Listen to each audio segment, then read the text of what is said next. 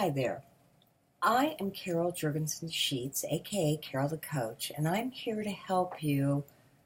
If you're an addict, I'm here to help you figure out what you can do to make the relationship that you've fractured get healthier. And if you're a partner, I'm here to tell you how you can navigate and maneuver the relationship to get stronger. One of the things that I know to be absolutely true, according to our APSATS background, and APSATS, well, boo, APSATS stands for APSATS. That is the partner trauma certification program that actually helps clinicians to know what to do when there's been such trauma from sexual addiction. We know that one of the most important things to do when you are dealing with sexual addiction is to teach the addict how to empathize, validate, and normalize what she is feeling. Now, an addict typically, when confronted with his or her behavior, starts to get defensive, they shut down, they minimize, and in healthy relationships that have experienced therapy, typically with a CSAT or an APSAT, in healthy relationships, the addict knows that he has to figure out what he can do to restore the relationship. And when he restores the relationship, beautiful miracles can happen. You know, there are 3 parts to rebuilding a relationship. When an addict is cheated, when an addict has gone to a prostitute, a massage parlor, has gone to porn, has objectified women, they have to get clean and sober and they have to work on their recovery. However, what I've seen to be true is oftentimes they can work on their recovery and it's not enough. Because you got the partner over here that's bleeding to death. They're wounded. They need to be healed. And what that requires is that the addict show empathy, validation, and normalization. That means that the addict needs to say, you know what, you do whatever it takes to feel safe. And I will help you with that safety and stabilization. I will do whatever it takes to make you feel better. I'll take polygraph tests. I'll let you have access to my phone. I will let you track me on a GPS. I will take pictures throughout the day. I'll do whatever it takes to rebuild this relationship because I want you in my life. I've caused a rupture, a fraction in the relationship, and I want to make it right. That's the safety and stabilization phase, and it includes a lot of empathy. Empathy means that addict learns how, and I say learns because he typically doesn't know how to do it. He learns how to make the relationship right. Now, in that second phase of rebuilding the relationship, the partner has to grieve and mourn. She has to get in touch with what she thought she had, what she thought she wanted. And she has to decide that she was a good judge of character, that this person duped her. This person lied to her, cheated on her, kept it from her, deceived her, and he was an expert because he was an addict. So she grieves and mourns what she thought she had. Then that third phase is restoration. It's rebuilding the relationship.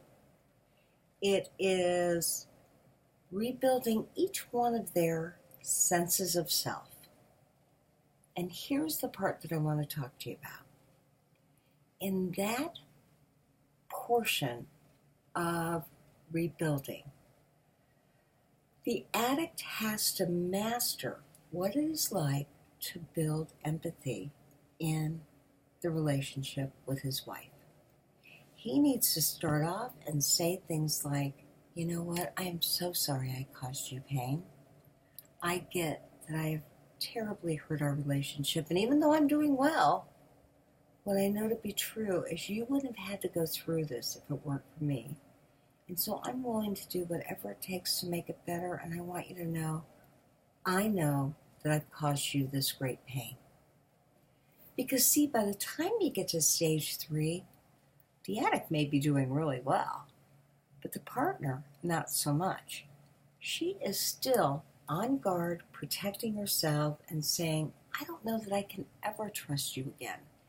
And if I can't trust you, I don't know if I want a relationship. I don't know if I need to leave. I don't know if it's healthy for me to be in this relationship because of the kids or because of our longevity. Well, that's when the addict has to stand strong and really be the container. Be the container for the collateral damage that occurred, which means the addict has to have strong enough self-esteem that he can say, you know what, I get that I caused this, I love you, and I'm willing to do whatever it takes to make it better. And it's my experience that an addict takes 3 to 5 years to reprogram the brain so that they no longer are tied into the addiction. They no longer are held hostage.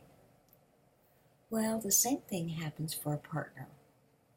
It takes about 3 to 5 years to trust that the addict is working hard, that she can believe that he's working hard, and she can use those safeguards like a polygraph test, like a GPS system, like a phone call, like a picture, to relax and feel more settled. Now, here's the good news. At the expense of the coupleship.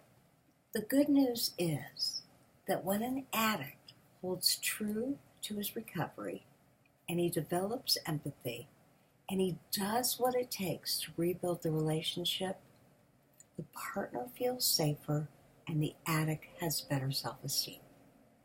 And when that combination occurs, better self-esteem and partner safety, beautiful things happen.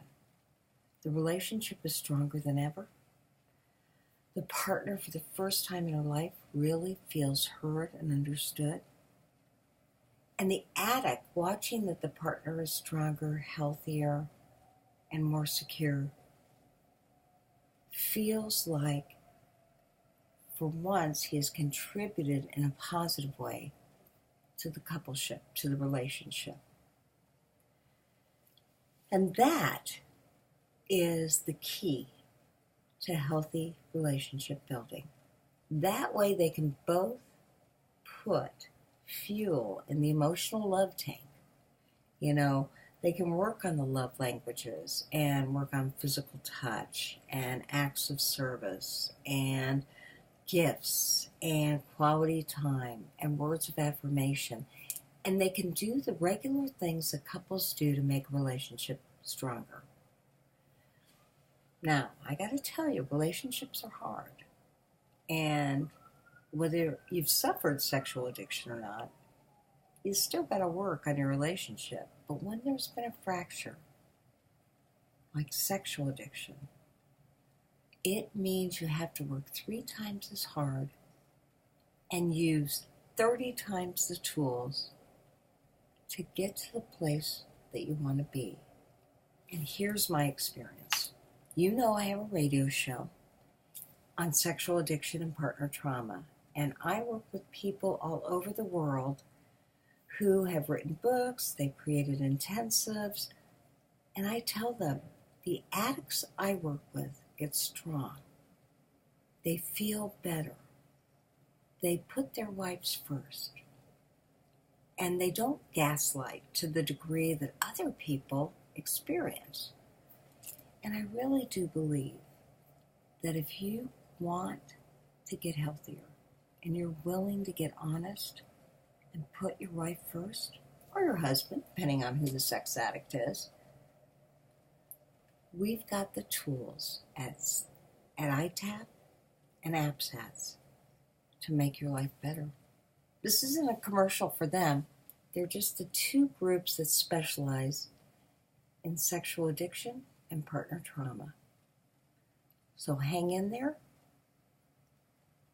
Go to a therapist who has that training in your area, and know that you can be stronger than 90% of the couples out there if you do the work.